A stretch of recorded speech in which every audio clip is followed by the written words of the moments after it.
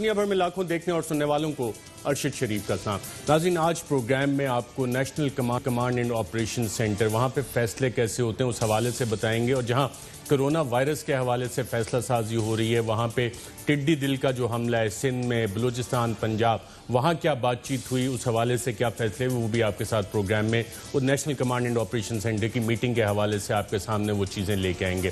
نہ صرف یہ افواج پاکستان کے ترجمان میجر بابر افتخار کا پہلا انٹرویو آج پروگرام میں وہ بھی آپ کو دکھائیں گے، اور کراچی میں ڈاکٹر فرقان زندگی کی بازی ہار گئے ونٹر نہ ملنے کی وجہ سے، اس حوالے سے national command and operation centre میں کیا بات چیت ہوئی، کیا فیصلہ ہوا اس حوالے سے، وہ بھی پروگرام میں دکھائیں گے۔ تو آئیے پہلے چلتے ہیں national command and operation centre.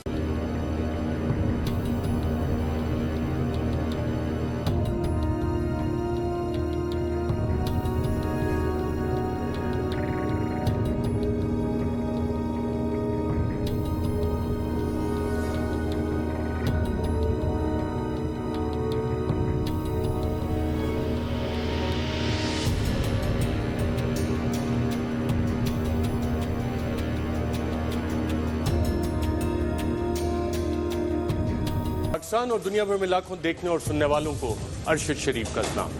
ناظرین، آج میں موجود ہوں national command and operation centre میں۔ جی ہاں، national command and operation centre بنایا گیا کہ جو عالمی وبا کرونا کی آئی اس سے نمٹا کیسے جائے۔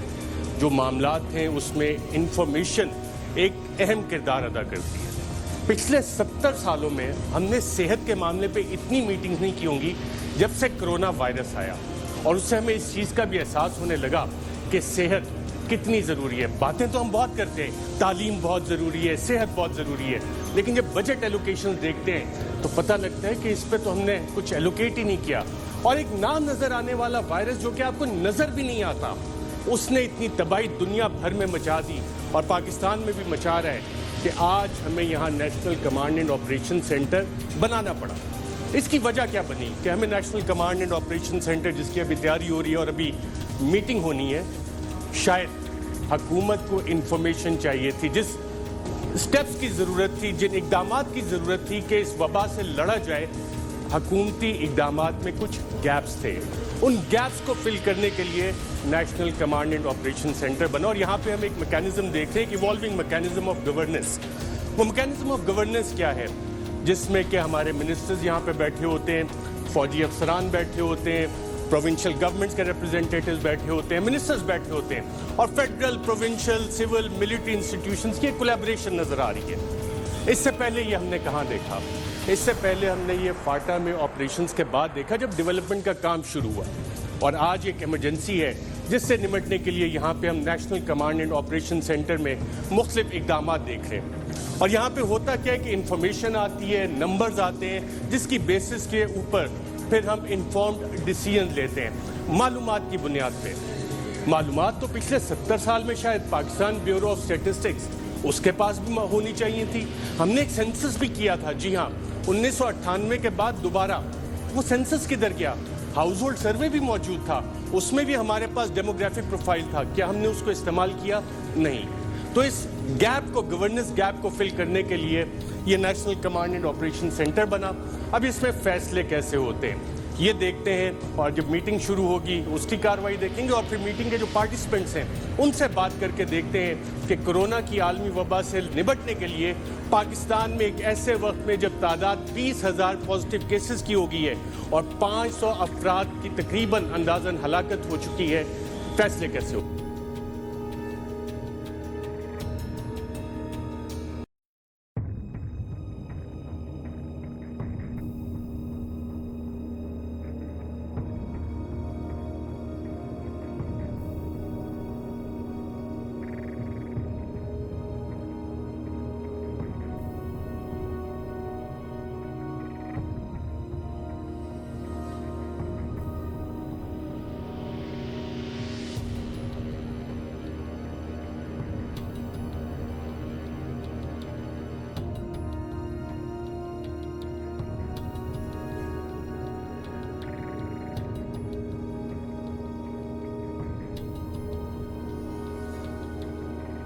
As far as the Oroma is concerned, sir, I am going to get in touch with them once the provinces के साथ مشاورت کے پاس پالیسی بن جاتی ہے تو پھر ان کے ساتھ جو سارے شکا کے لوگ ہیں ان سے ملاقات کریں گے دوبارہ اور ان کو آن بورڈ لیں گے.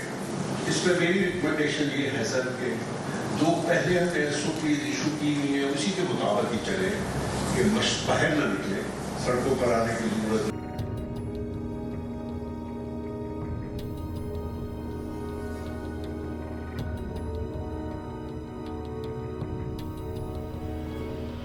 اسی کے ساتھ ساتھ اس سے بات سر کہ عید کی سیلیبریشن تو عید سیلیبریشن سر میری again I was discussing with ulamas and the provinces also.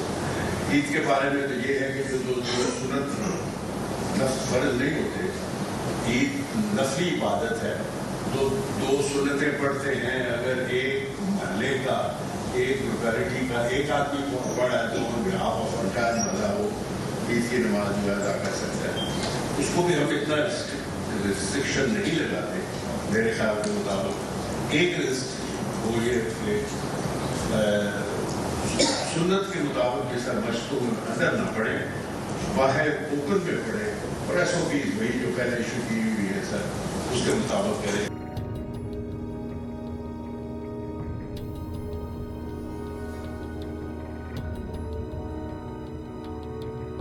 Religious events آنے والے ہیں, چاہے وہ یوم علی ہے, حضرت عائشہ کا دن ہے, اسی طریقے سے شبینہ تراویحاں ہیں, للیلۃ القدر ہے. ان سب میں وہی پروٹوکول یوز کیا جائے, SOPs یوز کی جائیں جو تراویح کے لیے آلریڈی ایگریڈ اپون ہیں, and nothing more nothing less. And with a special message for Eid کی نماز جو ہے وہ انڈورز نہ کی جائے, وہ آؤٹ ڈورز کی جائے, اور اس کے بعد جو گلے ملتے ہیں اس کو اس سے پرہیز کیا جائے. That's the just of the recommendation. اگر آج ہماری سب کی فیڈ بیک آپ سب کی آ جائے گی تو اس کے بعد پھر علماء کے ساتھ انگیج کریں گے آن دوز لائنز.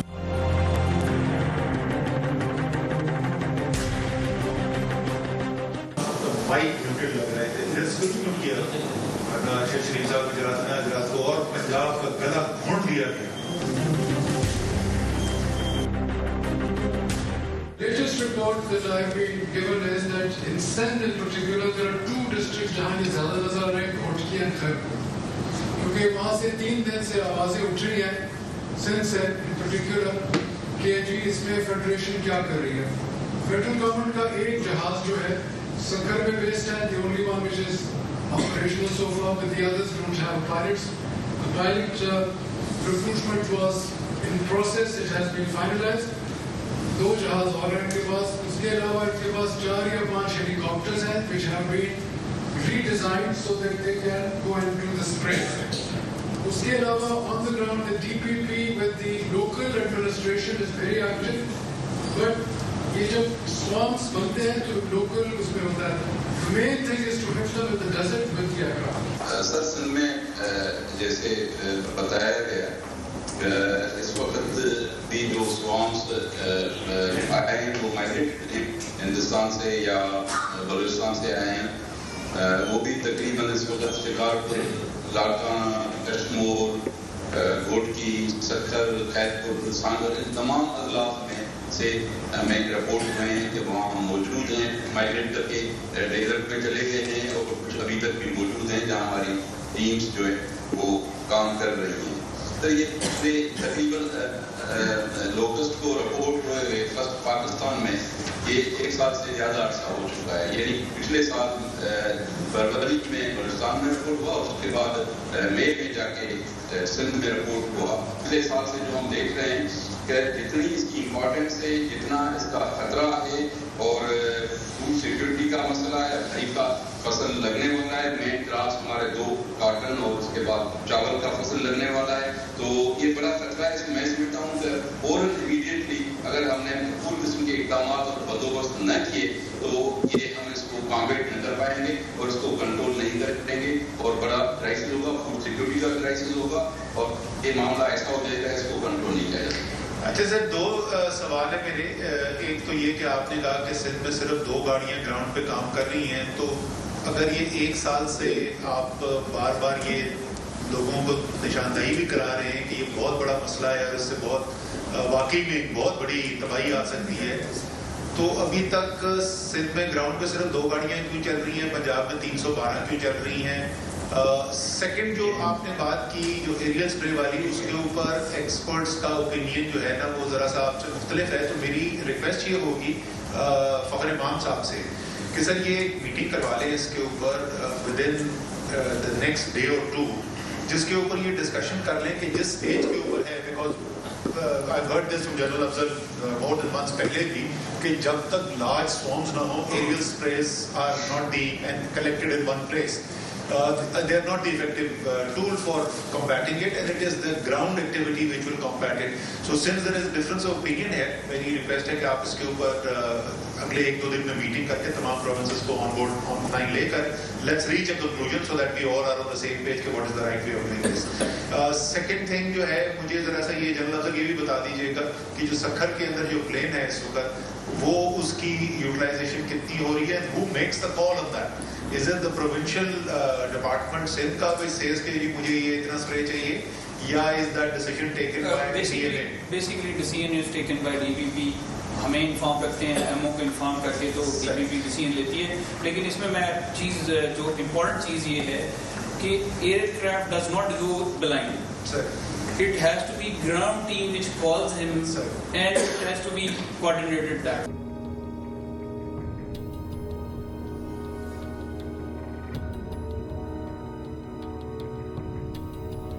سب سے زیادہ افیکٹ ہوا ہے یہ پچھلے سال سے جو ہے وہ کر رہے ہیں. اور یہ آپ کو ہی پتا ہوگا, آپ تھے اس میٹنگ میں بھی جب پرائم منسٹر صاحب نے میٹنگ کی تھی. ہم نے صرف 2 ایشوز وہاں پہ ریز کیے تھے. ایک تو اس کا کیونکہ ایئر کرافٹ جو ہے وہ پروونس کو نہیں کر سکتا, پروونشل ریسورسز ہم نے سارے ڈپلوائے کیے ہوئے ہیں. لیکن ایئر کرافٹ کا پچھلے سال سے ہم ریکویسٹ کر رہے ہیں کہ ایئر کرافٹ, کیونکہ کبھی آج بھی بتا رہے ہیں کہ صرف ایک پائلٹ جو ہے وہ چلا سکتا ہے. ہم نے پچھلے سال سے یہ ریکویسٹ کی تھی کہ کم از کم جو ہے وہ 6 ایئرکرافٹس ہوں, پراپرلی جو ہے وہ پائلٹڈ ہوں, اور ان کو جو بھی ہماری یہاں گراؤنڈ لیول پہ سپورٹ ہوگی وہ ہم کریں گے. لیکن چیف سیکرٹری صاحب یہ پرسوں جو میٹنگ ہوگی اس کے اندر پلیز ایکسپلور کر دینا. وہ 6 جہاز انشاءاللہ تعالیٰ وہ 6 آ جائیں گے. لیکن ابھی تک تو ہمیں یہ نظر آ رہا ہے کہ ایک بھی انڈر امپلائڈ ہے, تو ذرا سا اس کے اوپر تفصیل سے آپ لوگ گفتگو کر لیں گے ویڈنسڈے کو, تو کلیریفائی ہو جائیں گے معاملات.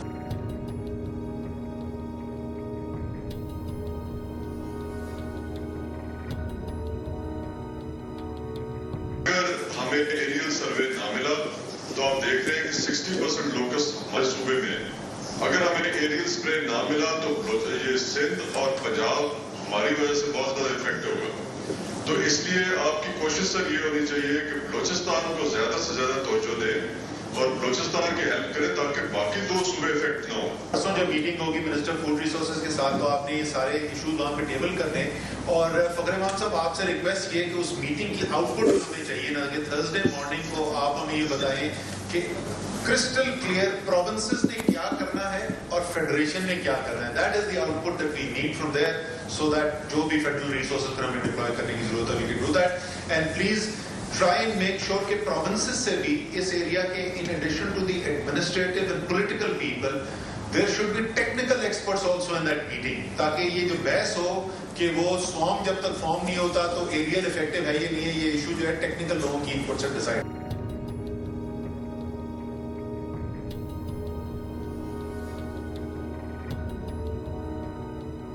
سر جو لاک ڈاؤن ہے یہ کب تک آپ لفٹ کر لیں گے؟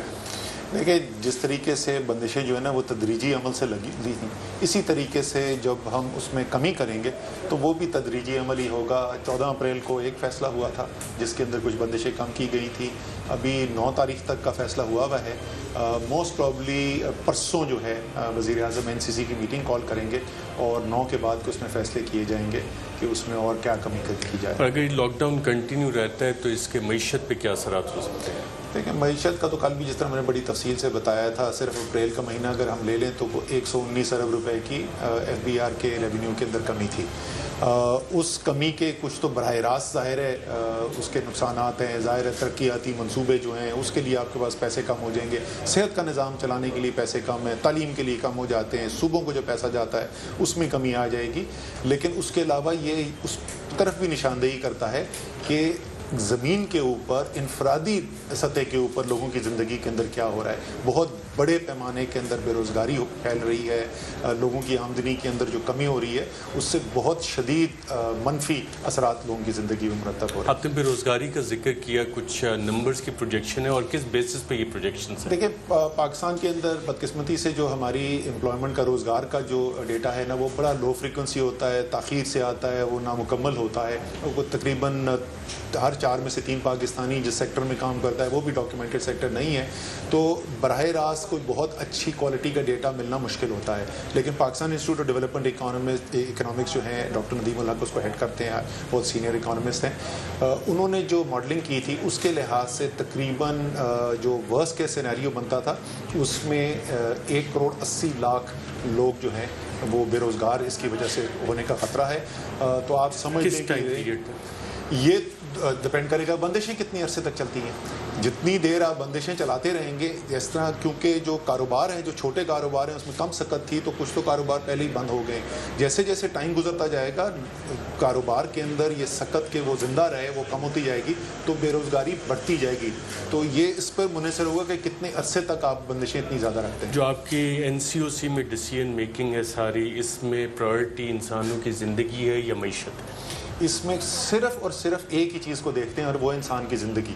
लेकिन इंसान की ज़िंदगी सिर्फ सेहत नहीं होती है, इंसान की ज़िंदगी जो है वो ये भी होती है कि उसने अपने बच्चों का पेट भरना है, उसने अपने घर में कोई बीमार होता है तो उसको सेहतयाब होने के लिए जाना है, उसने अपनी बच्ची को तालीम दिलानी है, और जो बाकी सारी, तो सिर्फ और सिर्फ इंसानी ज़रूरत को सामने रख के फैसले कर रहे हैं। National command and operation centre, जिसको कि आप फोकल पर्सन लीड भी कर रहे हैं, आज हमने इसकी मीटिंग भी देखी, क्या ये मॉडल ऑफ गवर्नेंस आइंदा मुस्तकबिल में भी पोस्ट कोरोना इफेक्टिव आपको लग रहा है? देखिए, इस मॉडल को आप अगर देखें उमूमी तौर पर, तो ये मॉडल है क्या? ये मॉडल ये है कि हुकूमती निज़ाम के जितने भी इदारे हैं, चाहे वो सिविल हों, अस्करी हों, वफाकी हों, सूबाई हों, वो मिल के काम कर रहे हैं। और ये एक बहुत अच्छा पाकिस्तान के सामने एक मॉडल नज़र आ रहा है कि जब सब मिल के काम करते हैं तो उसमें बेहतरी होती है। ये हम बचपन में जब बड़े हो रहे थे तो घर में भी हमें सिखाया यही गया था, मंतकी सी बात है। अगर हम एक ऐसा निज़ाम बनाते हैं जिसके अंदर सब मिलकर फैसले कर सकें, सब मिलकर एक दूसरे की मदद कर सकें, तो ज़ाहिर है उसके अंदर ज़्यादा कामयाबी है। Thank you very much.